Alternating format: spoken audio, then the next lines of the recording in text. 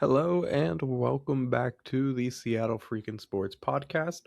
As always, I am your host, Ethan, and today we're going to be going over the Sounders preseason, looking at their roster as we head into the 2026 season, looking a little bit at that opening day game, as well as doing a little bit of predictions, but instead of, trying to aimlessly try and place teams 1 through 15 in each conference because no one does it very well. I'm just going to do an MLS tier list and put teams in tiers of where I think they'll be from the title favorites down to the wooden spoon contenders.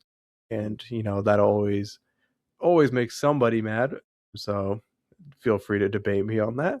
And then I apologize a little bit. I'm just getting over a sickness, so my voice probably doesn't sound that great. But that being said, we're just going to jump right into this episode. So the Sounders finished up their preseason just this past Sunday. As of recording it, it's Monday, so it was yesterday. The Sounders played a couple preseason games over in both Portugal and then Spain. They started off with a game in Portugal against Brøndby, where they lost 2-0.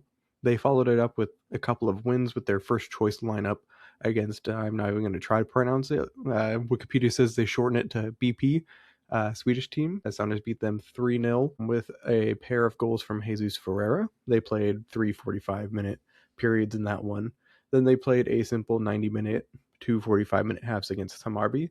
Osaze de Rosario got a brace. Jesus Ferreira another goal. He looked pretty good in preseason. They had a game against FC Medalist 1925, a team from Ukraine. That game was mainly second and third stringers. They lost that one 3-0. And then yesterday, they came back to Seattle and they played a pair of friendlies against Louisville City of the USL. It started off with a 3-1 win from the first choice lineup. De Rosario, another brace. He looks very, very hot in the preseason. I would not be surprised at all if he started on the season opener against Colorado. The second game didn't have much coverage of it. From what I had seen, it looks like they ended up winning it 5-0. The goals were scored by 5 different players. Sebastian Gomez got his first goal for the Sounders just preseason, but it's nice to see the young guys who just got promoted to get some goals.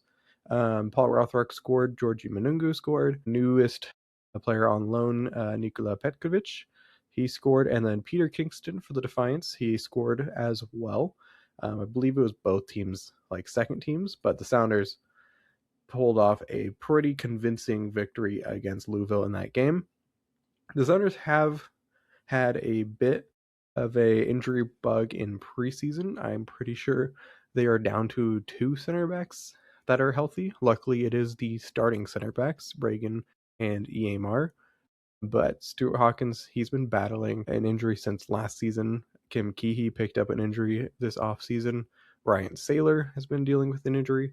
So the Sounders are pretty limited on center backs. I would not be surprised if a Tacoma Defiance player is called up, or if the Sounders chose to sign Academy product Gallatin Sandnes to a first team contract. He's been playing with them all preseason and has looked pretty good in the games that he's played. So I would not be shocked to see that. The most recent preseason game, like first choice lineup, was Osaze de Rosario was starting as the center forward. Jordan Morris and Jesus Ferreira were on the wings. Rusnak in the middle. Christian Roldan has been dealing with an Achilles injury, so he didn't play in that friendly. It was Hassani Dodson and Snyder Brunel who made up that midfield duo. It was Nuhu, Alex Roldan, Reagan, Yamar, and then Andrew Thomas in goal. And I anticipate Andrew Thomas will likely be the new starting goalkeeper for the Sounders. He played as the starting goalkeeper in pretty much every first team lineup friendly. I would not be shocked at all if he is the new starter for the Sounders, and then Stefan Fry is the backup, which is crazy to say because Fry's been the starter for so many years, but I think it's Andrew Thomas's position to lose at this point. There have been injuries as well on, I think it was Danny Wazowski has been dealing with a back injury. De La Vega is still dealing with the knee injury that he suffered from last season. Areola is still coming back from his knee injury from last season as well. So there is a little bit of injury concern for this team overall, but the majority of the first choice lineup is healthy, and I think that's very important to note. But it does make the bench a bit limited, considering, there's not that many, subs for certain positions. Like right now, center mid is pretty weak, especially if Christian is more hurt than expected if he misses time, because that leaves Dotson and Brunel, and then Sebastian Gomez can play in that area. And then, you're kind of looking at the roster like, well, who else can we put there? Because Obed just got sold to Atletico Madrid. Danny Leva left. He was sold to Necaxa. João Paulo retired. So there's a bit of a weak spot in the midfield. They do have Petkovic. I don't believe he'll be a starter right away. He is a U22 player for the Sounders. He's currently now the only U22 player for the Sounders after Baker Whiting has reportedly joined Nashville on a cash player trade. So that leaves the Sounders with one U22 spot being occupied. So that gives them 2 spots to potentially fill in the next transfer window. The Sounders should have the maximum amount of GAM for their usage for roster building. They after selling Obed plus Baker Whiting, they can convert all of that to GAM directly to spend on the roster. I would not be shocked if the Sounders actually did make a swing at a U22 player in the summer transfer window, maybe going after a bigger name player to get on TAM.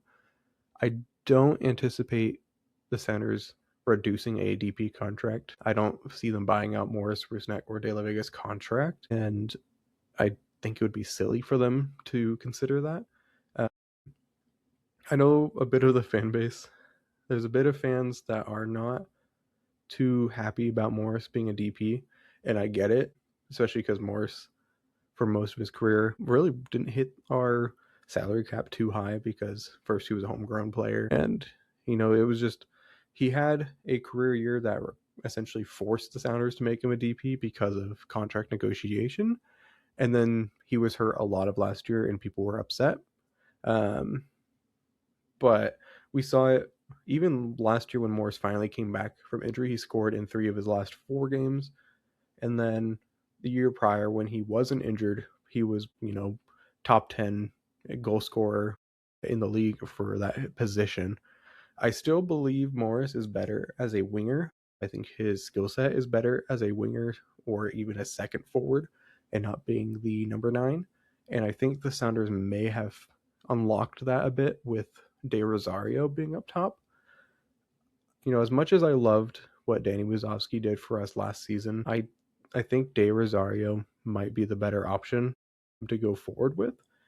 And if you put Morris on the left wing and De Rosario up top, which is what they had done in their last 2 preseason games with their first choice lineup, De Rosario up top, Morris as a winger. Morris, a lot of the time, would move inward to almost be a second forward rather than on the wing, and then he would bounce back outward to the wing, and then the midfield shifts, so like Rusnak ends up being a bit on the side sometimes, or Hassani Dotson ends up being on the side. It gives Nuhu and Alex Roldan chances to push further up the field and put pressure on the opposing team, and I anticipate that will likely be how the Sounders play opening day against the Rapids. The MLS put out projected 11s for every team, and their projected 11 for the Sounders has Morris up top, Rothrock and Ferreira as the wingers, Rusnak center mid, Dotson, Roldan midfield,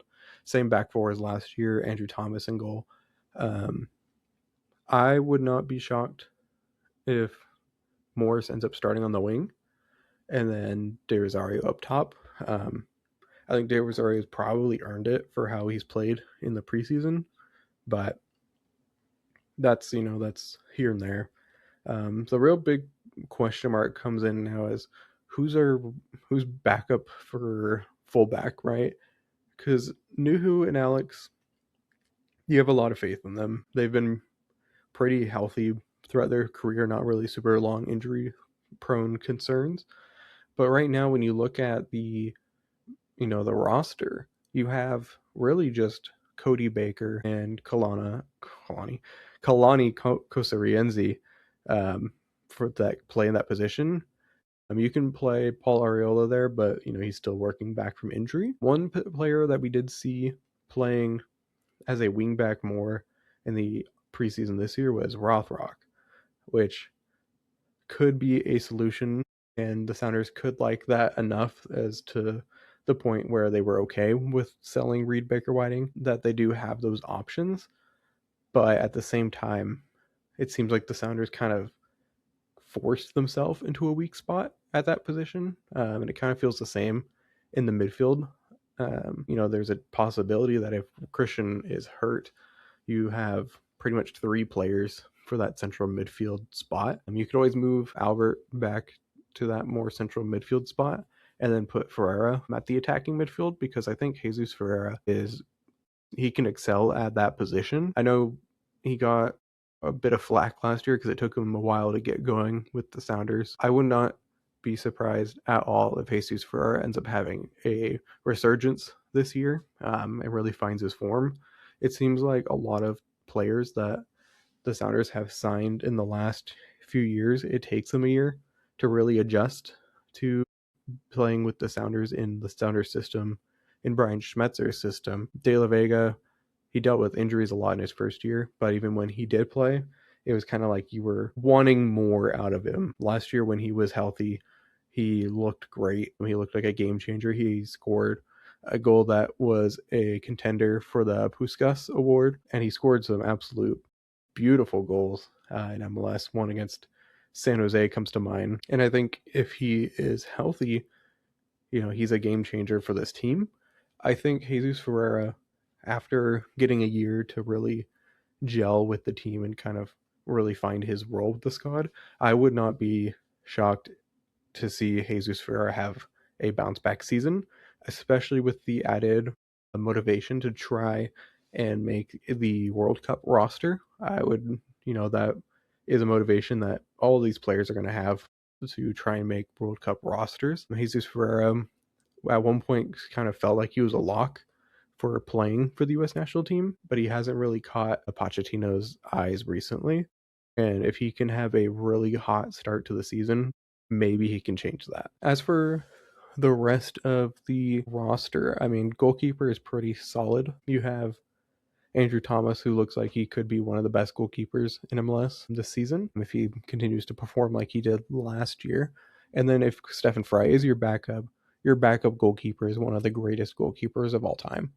And so, you're not too worried about that. And then your third string keeper is Max Anchor, who, is an up and coming goalkeeper who a lot of Whitecaps fans were upset that the Whitecaps didn't bring him back. So, it makes everybody feel a little bit better when their previous team is like, oh, why'd you guys let him go? So I think that's a good signing. And then even the Defiance, they have Mo Shore, who is another prospect who looks pretty good at goalkeeper.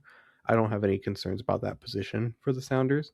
Center back is a little more questionable because of the injuries, but when they're not injured, this is a pretty solid center back heavy team. But you have, if Jackson Reagan and Yamar can stay healthy, each one of them has at points been contenders for Defender of the Year. You have some very, very good center backs as well, but you also have great fullbacks with Nuhu and Alex Roldan to their side. The Sounders should be good defensively. I think, again, the question marks for this team is how they produce goals. If they do stick with De Rosario up top and Morris on the wing, I think that will perform better than what they had last year, but it requires people to stay healthy. I don't think Morris will get another freak shoulder injury. That was just more unfortunate than anything, because he was playing well before that injury happened, and it took our our DP number 9 out of our lineup forever. Buzovsky had a career year. He scored 16 goals in all competitions. a lot of his goals came within 5-10 yards of the goal. Most strikers probably would be able to finish the goals that he was getting.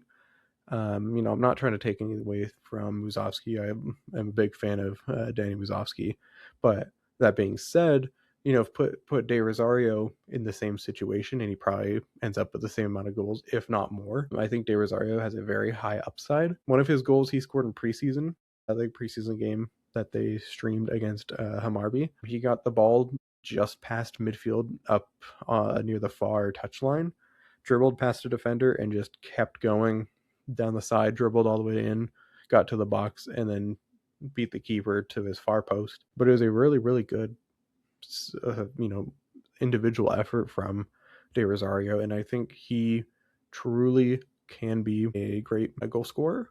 And I would love to see him start up top. And so that, with that being said, that's pretty much the Sounders didn't change all that much from last year. The starting lineup is only going to be like 1-2 players different from the last starting lineups they had, just because Andrew Thomas is going to be starting over Fry, and then a new center mid starting in the place of Obed, who is already making, I think he's already made 3-4 appearances for Atletico Madrid.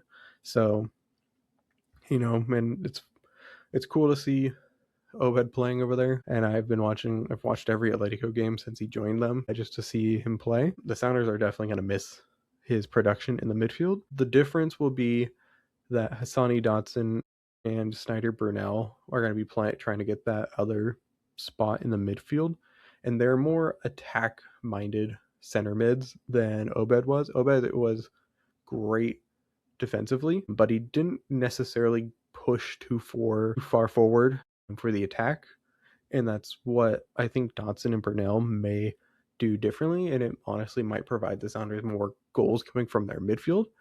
But that being said, you lose a good chunk of quality in terms of your defending, and so you're going to put more pressure on your center backs to play better.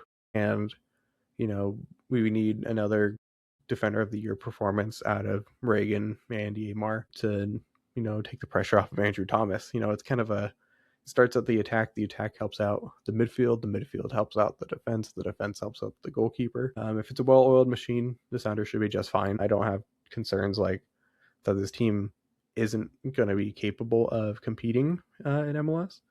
I don't think they've done enough changes to convince me that they're going to be better than last year, because they haven't really changed the lineup. Maybe players staying healthy would make a difference.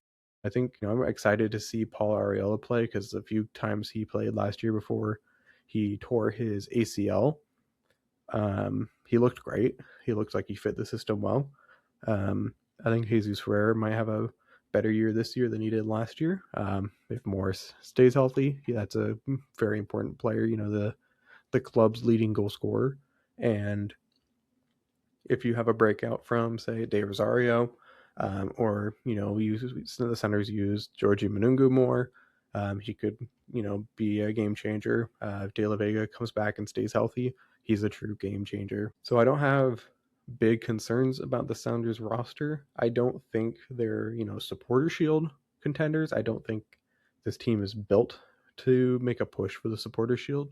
They're built to win competitions, which is why they did so well in Leagues Cup. And I would love to see the Sounders make a run in CONCACAF this season. They got bounced last year by Cruz Azul, got their payback in Leagues Cup.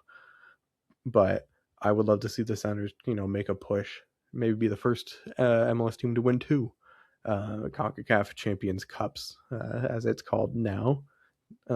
Maybe go back into Leagues Cup, try and win that. But I think this is a team that's going to win the Supporter Shield, but they should be a good enough team to make the playoffs and make a push for MLS Cup. All right. So this upcoming weekend, it'll be Sunday night soccer to open the season opener, home opener. The Sounders will be hosting the Colorado Rapids. This is Sounders, I think, have only lost twice for their home opener in their history. It's a Colorado team that I am not sure how to predict. They have some really good pieces to their team, and then some aspects I have big question marks for. I think they are solid defensively, but they have a lot of pressure on their center forward to score goals, and then Paxton Erickson has to perform as that 10. And he had moments last season where he looked like he could play the part. At the same time, he had moments where it was kind of iffy. The Sounders, I just went over what I think their starting lineup should be. And their preseason, the Sounders will have this game. It is scheduled for 6:15, I think, which means it's actually going to be a kickoff at 6:30 because it's on Fox as well as Apple. It's going to be an exciting game for me personally. Since I partnered with House of Sounders recently, should be able to be a part of, I am a part of their organization at this point as a reporter, and I'll be doing, writing post games and stuff for them. But I should be in attendance for this home opener in the press booth, which is, a dream of mine to come true. I've wanted to sit in the press box for so long in my life. Not to get off topic, but it was, when I was 9 years old, on my 9th birthday, I went to a Mariners game. Sheer coincidence, some guy outside the stadium said that he had 2 friends flake on him. He talked to my dad. It was like, hey, I have VIP tickets. Do you want to be a part of it? And so my dad was like, oh, sure, why not? And it turned out, I ended up getting to go behind the scenes into the Mariners press area. I got a picture with Dan Wilson, and then I got to sit in the broadcast booth behind Dave Sims for the first 3 innings of that game. And I, in that moment, from that moment on, I was like, I want to do this. Sports commentary is what my dream has been, but working in sports overall is just, it's just a privilege to be able to do. And, getting to sit in the press box at Lumen Field, it's just kind of magical. And so it should be, it'll be a special game for me, regardless of how it goes. I think the Sounders on paper are a better team than Colorado. I would be disappointed if the Sounders didn't come away with a win. A draw is like, that's kind of just, you can excuse a draw being like it's early season, first game, blah blah blah blah. A loss at home in your home opener is kind of not the way you want to start a season, and I think a lot of the fans have the expectation of this team winning at home consistently. And the Sounders, on paper, as I just said, I think probably should win this game. But to go from there, we're going to jump into the MLS tier list that I have. I have ranked teams from six categories. I'll start from the bottom, go up. I'll end up posting this on social media as well. And we'll see how many people disagree with it. I'm sure a lot of people will. I've actually gone over it a couple times and disagreed with myself and made changes. So, follow along. If you have complaints, I'll be posting my tier list prediction in the next day or so. Feel free to complain on there. I'd love to know. I'd love to talk about it. But the tiers from the bottom, I have the wooden spoon contenders. The second lowest tier is non-playoff teams that I don't think will make the playoffs this year. Not that I don't think they're good teams or good enough to make the playoffs. I just don't see them making the playoffs this year, and I'm fairly confident that they wouldn't be playoff teams. The third tier from the bottom is on the edge of playoffs. I have teams that I think are potential playoff teams that were not playoff teams. Well, that's not true because one of the teams in there was a playoff team last year. So ignore that part. But it's teams that I think are likely, that they could make the playoffs. I wouldn't be shocked if they ended up being in the playoffs at the end of the year, but I also wouldn't be shocked in the slightest if they were outside the playoffs, essentially. Teams that I'm 50-50 on, really. Third from the top. So the fourth tier, we're getting up to the high end. I have playoff likely teams that I think are more than likely playoff teams. I have question marks about them where, there's a chance that they could miss the playoffs, but I think it's more likely than not that these teams will be in the playoffs. Then I have my playoff locks, teams that I think should, without a doubt, be in the playoffs come end of season, but not the top tier. And then I have the very top of this tier list is the title favorites. I have 2 teams from each conference, essentially, that I think are the best of each conference and that should be, those are my supporters shield contenders, essentially. So I'm going to start from the bottom, make my way up, kind of a brief explanation as to why I'm putting teams where, but I'm not going to make it super long and convoluted. So let's start with the wooden spoon contenders. My lowest tier, I've got 4 in the wooden spoon contenders, 2 from each conference. No, 1 from the West, 3 from the East. I think the Eastern Conference is worse than the Western Conference in terms of there's more teams at the lower end than competing.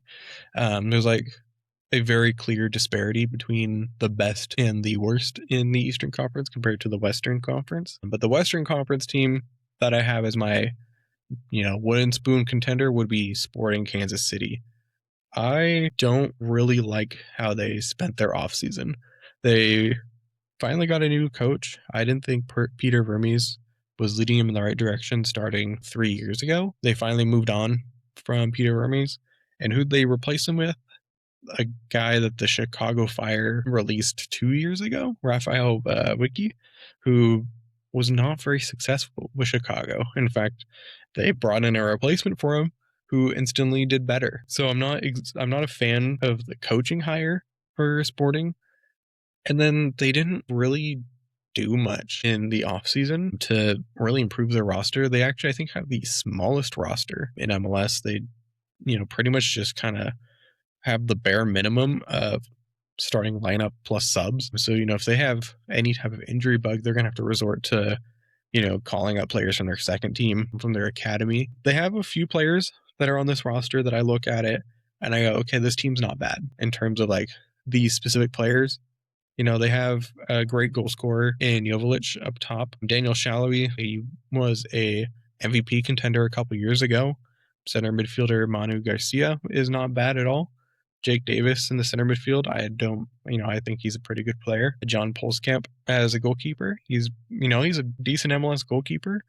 But then the rest of this lineup, I just don't see this team winning that many games. And they can, any of these teams that I put at the bottom can prove me wrong, and I wouldn't be shocked. My predictions are not spot on or anything.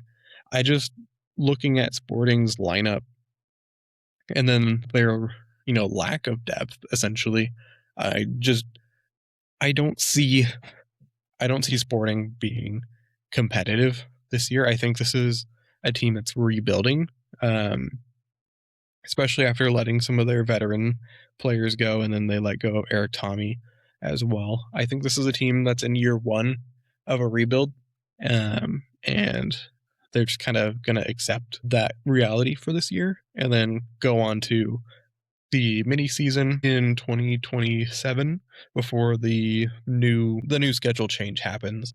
And I think that's kind of that seems like what Kansas City is doing. If they end up being good, I would be shocked if they were anything more than a low end playoff team. But they have stars on that team that could carry them. Their defense just gives me a lot of concern, and then their lack of depth is just not built for an MLS season with different competitions mixed in. All right, next on my wooden spoon contenders, I've got 3 Eastern Conference teams. Let me just rattle them off. I have DC United, I have Toronto, and I have Montreal. DC is the one I'm the least convinced on in terms of being a wooden spoon contender, because they didn't necessarily look that bad at the end of last season, they did sign Ty Baribo in this offseason, but there's just a lot of unproven talent essentially on this roster. They have kind of what I don't want to say like MLS rejects essentially, but quite a few players on this team, from other teams that essentially got replaced, and DC scooped them up and said, "You're ours now." And I'm not super convinced by by DC's lineup.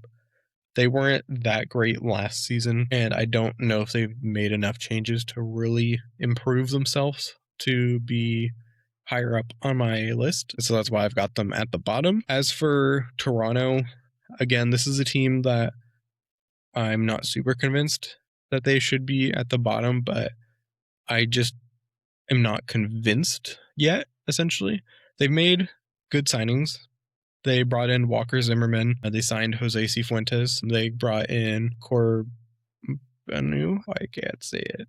The winger, the Canadian winger. They have Georgi Mihailovic now as well. They have a new goalkeeper. They have Richie Larea still. He's been a piece for them for a bit. Their expected starting striker is DeAndre Kerr, who had moments last season where he really kind of looked like he could be a good striker. I'm not convinced yet on Toronto. They had made some key signings last season.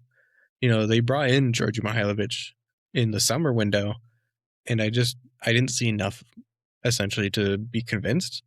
And this Toronto team had in the past few years, they made big signings like Insigne, and it just didn't amount to anything, because if you just have a couple star players and then an average roster the rest of the way, it just doesn't work. I think bringing in Cifuentes and Walker Zimmerman can really help stabilize this team, but I still have some question marks about the rest of the roster and the depth of this team. And if they stay healthy, they can do just fine. But any injuries to any of these key players, and I don't think their depth is going to be able to replace the quality essentially. And then Montreal, I don't like this roster, and that can just be me not knowing ball. I think Prince Owusu is a decent striker. They got Jaime on loan, I believe. And then they brought in a couple players from different MLS teams. They got Thomas Aviles from Miami. I believe it's Brian Vera from RSL that they brought in. They have Carmona as their attacking midfielder. I just don't really see this, roster doing that much. It just doesn't, looking at this roster, doesn't really scream good to me. And that is probably a little harsh for Montreal. And I just don't see it. And so those are my bottom of the barrel teams. As for my teams that I believe are non-playoff teams for this season, I have to start it off with the Colorado Rapids. I just talked about it a little bit in my last one, my little tiny preview for the game for the Sounders. But they have Rafael Navarro up top. Their wingers are projected to be Dante Sealy and Darren Yappy. Yappy's been a prospect for them for like 2 or 3 seasons now, and every year I hear a lot of talk that maybe he's going to finally make the step forward, and he just hasn't. I mean, he scored against us last year, so that happened. But they did bring in Paxton Aronson in the summer window last year.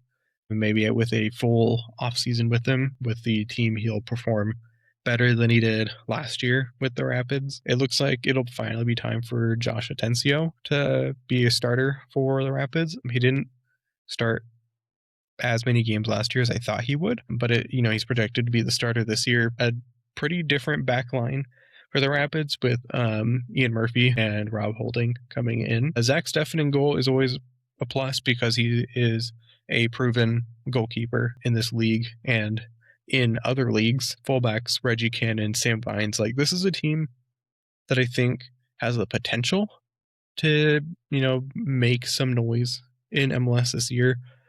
But I just, I don't see it happening this year. I don't think they have enough talent on the wing or in the midfield to do more than, maybe they can squeak into a wild card spot or a lower end playoff spot.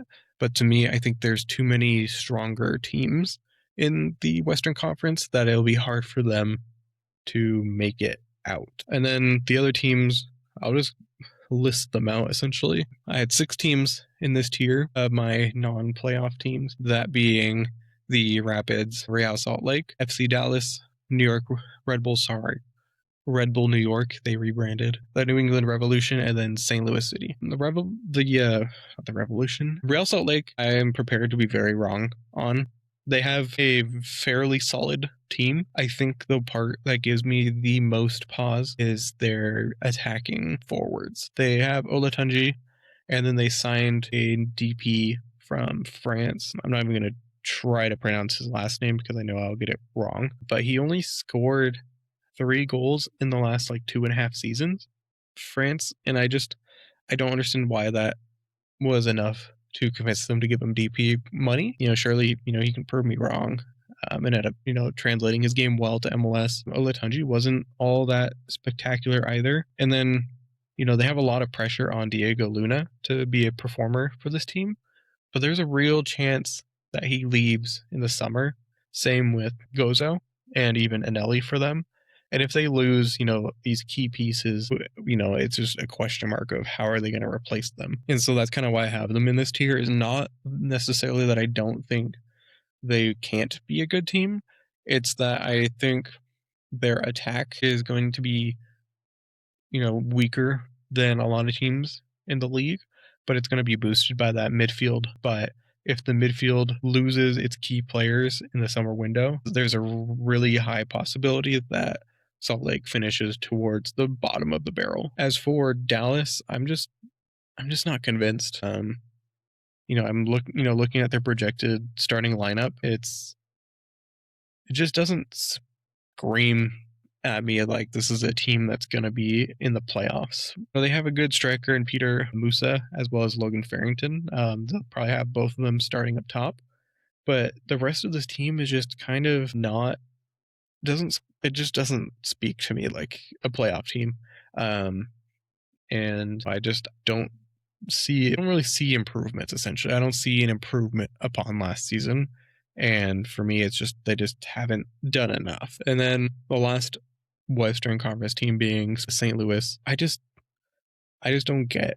I don't see where their goals are going to come from. They sold their DP forward to the Galaxy, so their expected starting striker is Simon Becher, who he had moments last year where he looked like he could definitely have that starting spot, but it wasn't enough to really convince me that he should. They haven't really made all that many changes to the team that they had last year.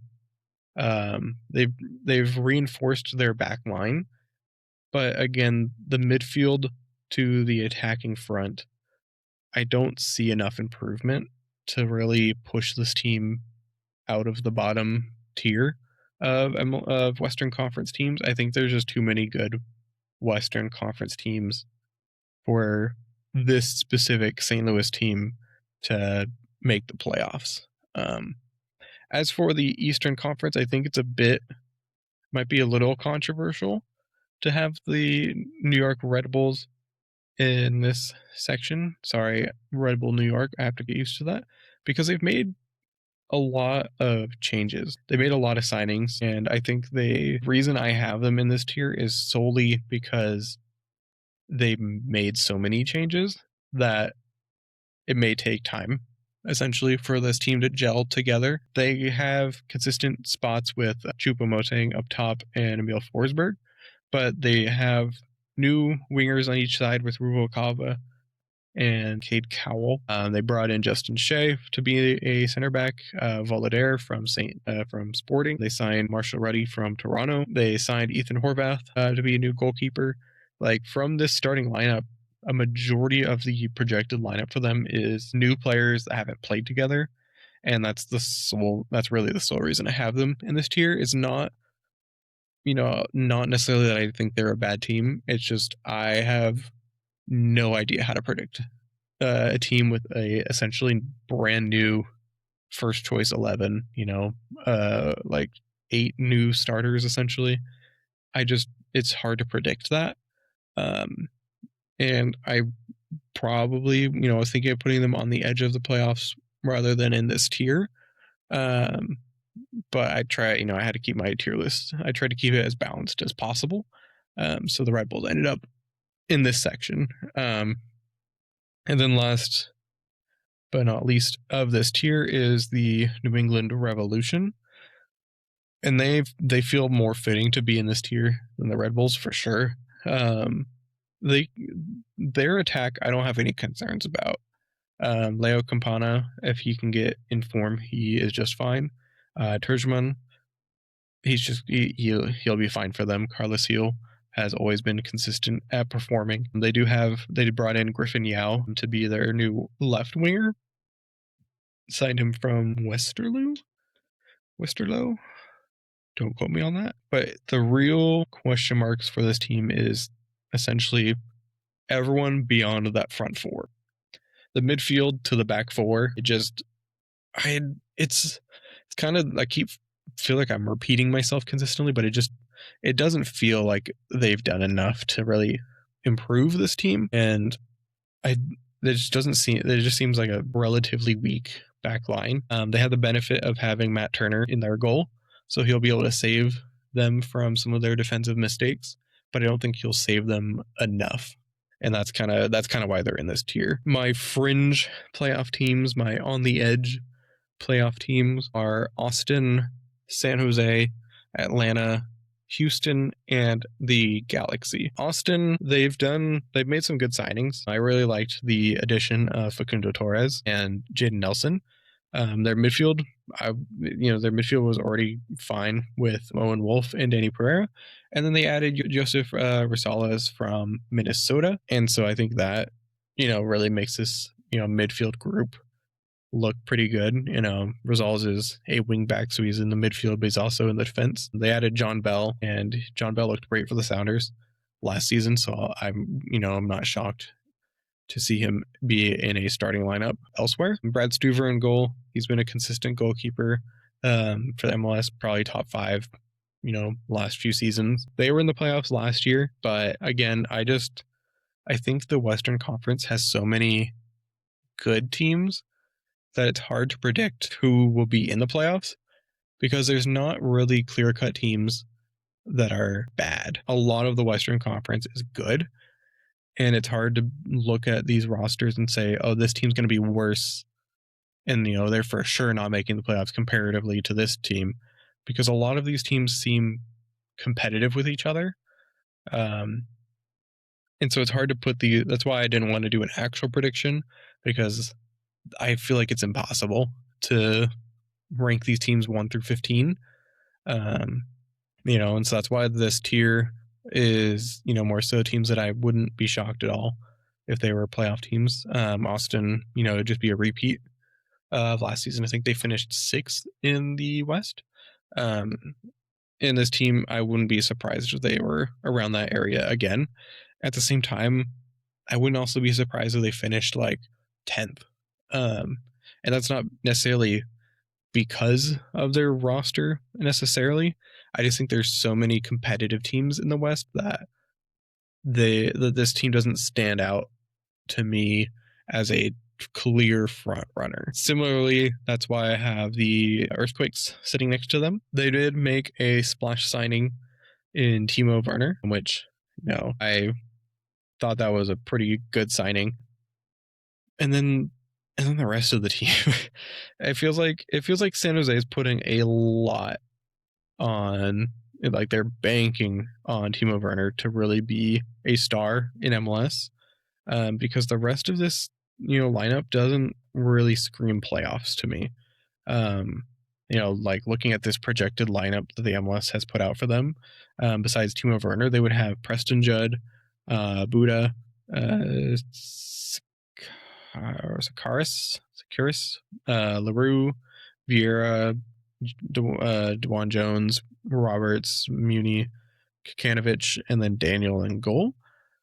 And a lot of there's a decent amount of returning players for San Jose from last year, and I just it's hard. The one thing that's hard to bet against is a Bruce Arena team, um, but it feels like they're really banking on Timo Werner being the answer essentially to this team. I think they'll be more improved than they were last season, but I still feel like they're somewhere between 8th place and like 12th place, somewhere in that range. And then I have Houston in this tier solely because, man, is Houston hard to predict. They made a big signing in Mateus Bogusz, bringing him in. We'll see if he is able to perform like he did with LAFC. They signed Guilherme as well to be in the attack. They brought back Hector Herrera for some reason. Not entirely sure why they brought back the guy that essentially got kicked out of the league for spitting at a ref. That's kind of confusing. Their attack, I don't think their attack will be bad, and it wasn't last year. I think the real question mark is how many goals will they give up? Because I'm not convinced in their back line being solid. I think their attack will be good. Their defense is questionable. That's why I have them in this tier, because if their defense ends up, doing really well, this team should be just fine. They should be able to score goals. It just depends on how many goals they are conceding. And that's kind of similar to how I feel about the Galaxy. And that's how I felt about the Galaxy last season. And they made signings to change that. That's why they signed Klesnes from the Union, as well as Justin Hack from New York City FC, 2 brand new starting center backs for the Galaxy. We'll see if they translate their skill into a new formation, new team, new system. But, Jacob Glesnes has been a consistent, defender of the year center back for many years. They have, on their wings, Nelson and Yamane. I think both of them are quality fullbacks. On their midfield, Cerrillo and Senebria, I think, are fine. Marco Reus, I love Marco Reus. I loved watching him in the Bundesliga, right? Yeah, with Dortmund. And I think he's going to be just fine. He looked great last season. The Galaxy, the biggest question mark they had last year was their goal scoring. Took Joseph Paintsil a while to get going in the league. Gabriel Peck was a very streaky player last year. He was either really in form or really not in form. And then up top, it was kind of just like, well, we'll see if someone could score. Kind of like, it's kind of how it felt.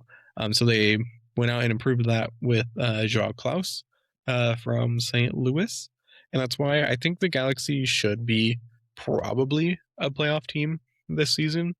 Even though they still are missing Ricky Puig, I think this team will still be fine without him. It just depends on how this new defense midfield pairing gels together, if there's weak spots. And then I'm not a big fan of Greg Vanney as a coach. I don't really like his system of how he runs things. It's kind of how I felt when he was in charge of Toronto. I felt like Toronto could have been an even bigger juggernaut than they were. I think they had weak spots because of his substitution patterns and stuff like that. So we'll see if the Galaxy end up being any better. If they finish towards the bottom of the table again, I would be shocked. They have too much talent on this team to be, wooden spoon contenders. Anywhere from 9th to 7th place is a reasonable expectation. Anywhere above that is kind of pushing it to me. I just need to see consistency, essentially. They need consistency, and Joao Klaus has to return to his form like he had in St. Louis's first season, because he's kind of been quiet the last couple of years. And if he's not able to produce a bunch of goals for the Galaxy, they have the same problem as they did last year of not having someone up top to convert their crosses into goals. So then my next tier is my playoff likelies.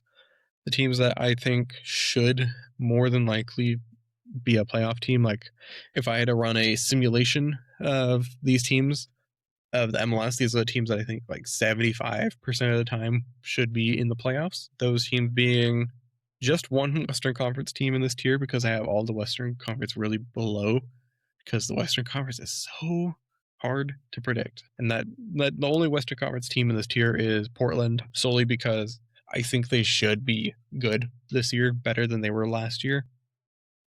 I think you'll see a step forward from a winger Velde. They did make a very questionable choice in the offseason of selling David Ayala to Miami. I don't understand that one. They did replace him with Cole Bassett. I don't think that's that big of a like for like change. I think Ayala was a better midfielder than Cole Bassett, but we'll see how that works. Uh, Anstey looks like he could be a star in this league at times. Kevin Kelsey up top can produce goals. James Pantemis is a great keeper. The question mark for Portland really is their defense. They did bring in a new center back, and they're banking on these fullbacks performing. Again, Mosquera has been a tremendous fullback, wingback at times. So we'll see if Phil Neville's team can bounce back from a kind of lackluster year last season. I think more than likely they'll bounce back, but it's really just, again, it's will this defense hold? And I think for the most part they should. And then I have a bunch of Eastern Conference teams sitting here.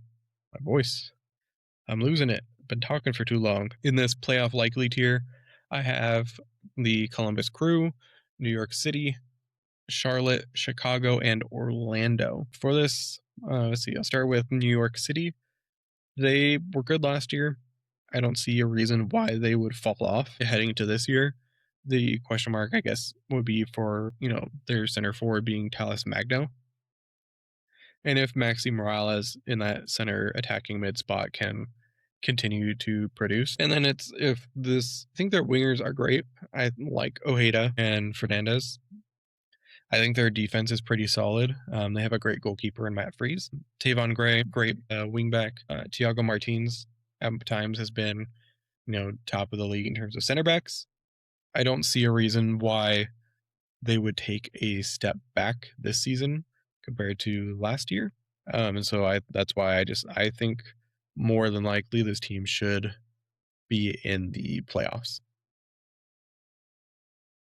As for the Columbus Crew, the only reason I have them in this tier and not in my playoff lock tier um, is solely because of a new coach. After they lost Wilfred Nancy, who went to Celtic and then got fired after like 8 games or something, which crazy. Um, but this team, this team is good on paper. The attacking three, Abu Ali, Diego Rossi, and Gazdag should, be more than enough. They have Max Arfson, one of the best wingbacks in the league. The midfield of Shambo and Zawadzki, great. Their back three, Steven Moreira, Amundsen, Camacho, I think they're great. It's a great pairing. Trio. Patrick Schulte is a great goalkeeper. I see no reason why Columbus should really regress. They have a great roster. The only reason I think they could is because of a new coach and maybe a new system messes with what they had built. And so that's the only reason I moved them down into this tier instead of the one above, is just the question mark on coaching. Charlotte, I think, should be just fine. They made improvements in the offseason by bringing in a De La Torre to be in that midfield, as well as signing Henry Kessler to be center back. I think most of this team is set up to be successful. They have Pep Biel back permanently. Zaha is still here. Tokomati made a huge improvement last season. I think he should make another improvement, step forward again. Depends on if Wilfred Zaha can keep his head straight and not cause too many on or off field moments. But again, I think Charlotte more than likely is a playoff team. It really just comes down to like, if this team hits a bad stretch, I could see them, stumbling a bit. But for the most part, I think Charlotte is more than likely a playoff team. But, crazier things have happened.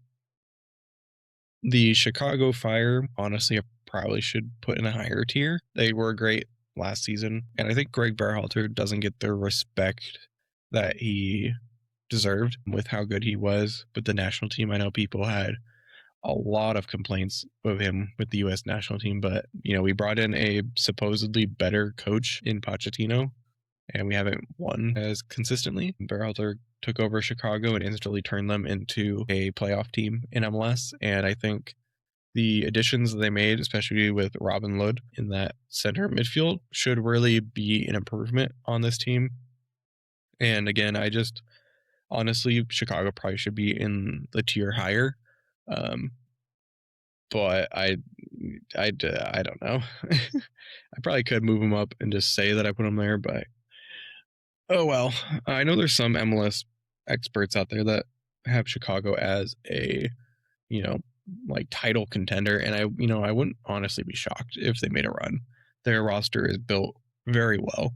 And they have a pretty great coach. So I wouldn't be shocked if Chicago at the end of the season was right up at the top of the Eastern Conference. Last team in this tier is Orlando. They are again one of those teams that like I could see them being top four. I could see them being all the way down in the wild card. I think they have enough pieces on this team to, not make the playoffs. They have a good enough roster. They really need Duncan McGuire up top to find form again, because if he's not going to be producing goals at a rate that he was before his stint away from Orlando, that's going to be some issues for them in the midfield. They need Atuesta to perform a bit better than he did last year. The back four should be relatively solid. They've got some new faces on the left side of their back four with Marin and Iago. And then a new goalkeeper, Maxime Crepeau with Orlando. He had been with Portland for the last couple seasons. Orlando will no longer have Pedro Galese, who left the team after last season. So it's going to be a new look goalkeeper for Orlando. But again, more than likely, they should be a playoff team. Then we have my playoff locks. My Western Conference teams in this tier would be the Sounders, San Diego, and Minnesota. As for San Diego, I think it wouldn't be surprising to me if they took a step back from last year's really, really impressive season in their inaugural year. But they should still be top of the Western Conference. They have an MVP quality player in Anders Dreyer. They have a great, attack with Ingvarsson and Pellegrino. They did make changes to their midfield. They lost Luca Della Torre, but this back four, Bambino, Dua, McVeigh, and Eisner should be just fine. Pablo Cisniega in goal. He's a proven MLS keeper. I don't have many question marks for San Diego, many concerns for them. I just wouldn't be shocked if they took a step back and were at the top of the Western Conference, like the number one. But somewhere in that home playoff range is what I expect from them. I'm a biased Sounders fan, so of course I believe we should be a playoff lock. But this team hasn't changed much from last season. And last season they were a solid team. They were a couple. They had a bad stretch at the end of the season. Had that stretch after Leagues Cup not happened, they would have hosted 2 of the 3 playoff games against Minnesota. They would have been ranked higher than them. And they have a real shot at being up there again. If they avoid freak injuries to their key players, like Morris getting tripped up by San Jose's keeper flying out of his box, causing him to break his shoulder and need surgery. If we avoid that, Morris is a proven, very talented striker. Jesus Ferreira, I believe, should be taking a step forward this year. I have no concerns for Albert Rusnak. Losing Obed will make our midfield feel weaker. Hassani Dotson and Schneider Brunel will probably carry most of the load in replacing Obed unless we make a signing in the summer. Pedro de la Vega should be back in, I think, April is what they're anticipating. If he can stay healthy beyond that, he showed a lot of quality last season. The back four has been the same back four for a couple seasons now. No concerns there. And then Andrew Thomas will likely be the new starting keeper. And I don't have issues there either. Off the bench, I would not be shocked if De Rosario ended up starting plenty of games this year and being a very proven goal scorer. He looked great in preseason, and I'm hoping that it translates to the regular season. I'm a big believer in De Rosario. I think this year could be a year that he breaks out. And then my other team, Minnesota, honestly, they would have been in the tier lower until they signed James Rodriguez. Just, the star factor of that signing is impressive. And honestly, I kind of moved Minnesota up a tier because they're going to have a new coach. I did not like Eric Ramsey's style leading this team. It's just not fun to watch. And I didn't understand how Minnesota fans could enjoy it. They play essentially with like 8 defenders and then hope that they score on counters or off set pieces. And it just wasn't fun to watch. And I hope that they use their attacking players better because they have some really good attacking players. Both of their wingbacks, Halangwane and Markanich, I think should be getting more opportunities in a attack-minded team. Pereira in the center midfield should be good. Triantes showed a lot of quality last season. I think he could take a step forward. And then Yaboa and James up top should be a very solid pairing. We'll see if it translates to MLS, but I think Minnesota should be, back up towards the top of the playoffs once again. I actually skipped Atlanta down in the edge of playoffs, I realized, but I have them on the edge of the playoffs. I just am not convinced. I'll just go quickly. Latelov has to show that he's worth the 18 million price tag that they spent last year, because he was not worth it last season. Miranchuk has been great for them. Almiron back. He had moments where he looked great, but they really need him back. Their midfield and then their back 4, even goalkeeper, it's question marks, essentially. They have a lot of new faces and a lot of unproven talent in their back of the lineup, and that is why I have them in that tier. As for the playoff locks for me, I have Philadelphia. They would have been up still in my title favorites. They were fighting for the Supporter Shield last season, but they've kind of made some interesting choices of letting go of key players. Jacob Glesnes is gone. Iboribo is gone. Will their replacements be able to pick up right where they left off? Is the real question. I don't think Philly's going to fall too far from where they were last season, but just the question marks of will these replacements be good enough to keep them in the Supporter Shield race? I don't know. I think they're more than likely, going to be a playoff team, but will they be a Supporter Shield team? I don't know. And then the last team in this tier of playoff locks is FC Cincinnati. They haven't really changed from last season, which honestly is not bad. They were a pretty solid team last season. Evander, still don't know why Portland ever let him leave. He's been great for Cincinnati. Their back line of Miles Robinson, Matt Miazga, and Teenage Hadebi, very solid. They play more of a 3-5-2, so that kind of 5 in the midfield, I think, for the most part, is pretty solid. Kevin Denke up top, I think, is one of those guys that you could expect to see maybe fight for the Golden Boot for this upcoming season. I have no doubt in my mind that Cincinnati should be a playoff team. Will they be in the race for the Supporter Shield? Maybe, but I'm not super convinced yet on that. And so I have them as a playoff lock, not a title favorite. As for your title favorites, I have 2 from each conference. I decided, to be fair, give 2 from each. 2 teams that I could see make a run for the Supporter Shield. No surprises on the first one. I have Miami. Somehow this team continuously finds money and is able to make their team even stronger. They brought in Germain Berterame from Monterrey. Great center forward. I had actually had the Sounders would make a run at him when they were trying to make a new DP signing when they were moving on from Rui Diaz. It didn't happen. They also brought in Sergio Reguilon to be their replacement for Jordi Alba, who retired. Sergio Busquets retired as well, so they lose 2 of their Barca boys. But then immediately they replaced their goalkeeper with Dane St. Clair, the current goalkeeper of the year. And then made a good signing for center back, bringing in Mikel.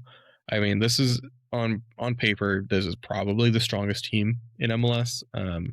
They should make a run for the Supporter Shield again. They should be fighting for every title they're in. As long as they have, Messi and unlimited Garber bucks to spend, this team should be at the top of everyone's list. Um, there is a little bit of concern about Messi and injuries. He is dealing with a hamstring injury to start the year. If Messi's hurt, that might impact their ability to push for the title. But as long as Messi's around, this team is they're just going to be good. My other Eastern Conference team is Nashville, which maybe is a bit of a wild put out there. But this team is going to score a lot of goals. They did it last year. Sam Surridge and Henny Mukhtar, great at goal scoring, great duo. And then they only got better by adding Christian Espinoza, who I felt like was limited with San Jose. He was always great with San Jose, but it felt like they just never gave him enough support to really truly unlock his ability to be one of the best 10s in the league. His set piece ability is phenomenal. And then you have Hani Mukhtar as well. So this is a team that I think should probably score plenty of goals off of set pieces. I like their midfield with Tagsef and Yazbek.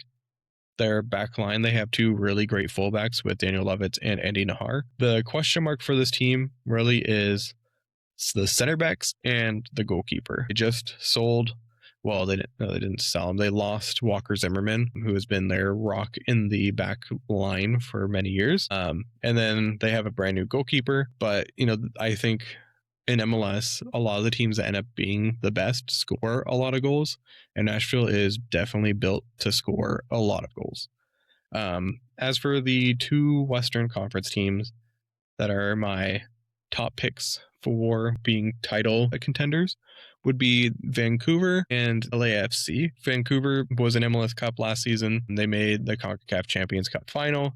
They won the Canadian Championship. I don't know if that's the exact term for it. And I mean, this team's they're just good. Brian White, when he's healthy, great. Thomas Mueller has been very, very good in MLS. I think both wingers, Cabrera and Savi, great players.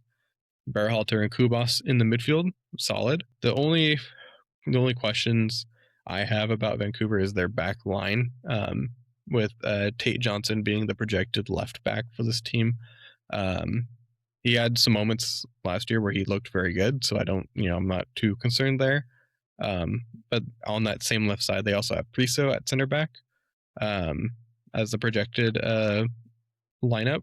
They still do have Mateus Laborda, who probably will end up playing plenty of moments or plenty of times as well for the Whitecaps. It really depends on if teams have figured out their system yet with the current coach, who really helped this Whitecaps team become the best version of themselves. And as it stands, I think the Whitecaps will likely be a title contender. Same with LAFC. I think LAFC is probably my favorite for winning the Western Conference. I mean, as a Tottenham fan for many years, it's hard for me to root against Heung-min Son. It's kind of painful that he's playing for LAFC because I really dislike LAFC, but I'm I love Son. So it's difficult there. They almost sold Denny Bouanga in the offseason.